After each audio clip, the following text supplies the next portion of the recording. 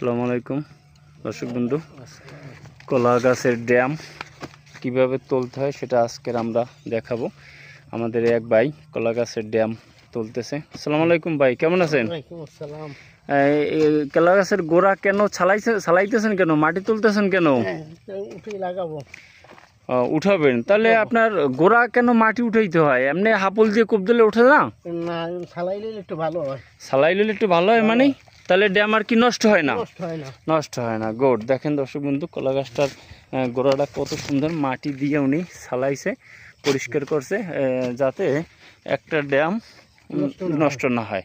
আচ্ছা, সুন্দর করে তো গাছটার চতুর্পাশে মাটি পরিষ্কার করলেন, হ্যাঁ, উঠাইলেন। এখন আমাদের একটা ড্যাম একটু উঠেই দেখান দর্শক বিন্দুদের জন্য।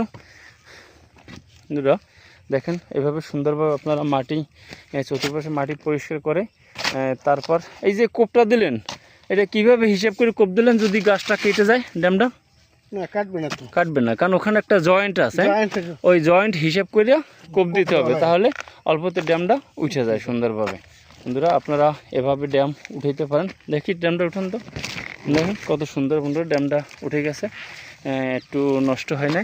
এভাবে আপনারা কলা গাছের ড্যাম যখন উঠাবেন তখন চতুর্পাশের মাটি সুন্দরভাবে পরিষ্কার করবেন। পরিষ্কার করে আপনারা এভাবে যদি ড্যাম উঠান তাহলে একটা ড্যামও আপনাদের নষ্ট হবে না, নচেত অনেকগুলো ড্যামই দেখা যাবে নষ্ট হয়ে যাবে, আপনারা রোপণ করতে পারবেন না।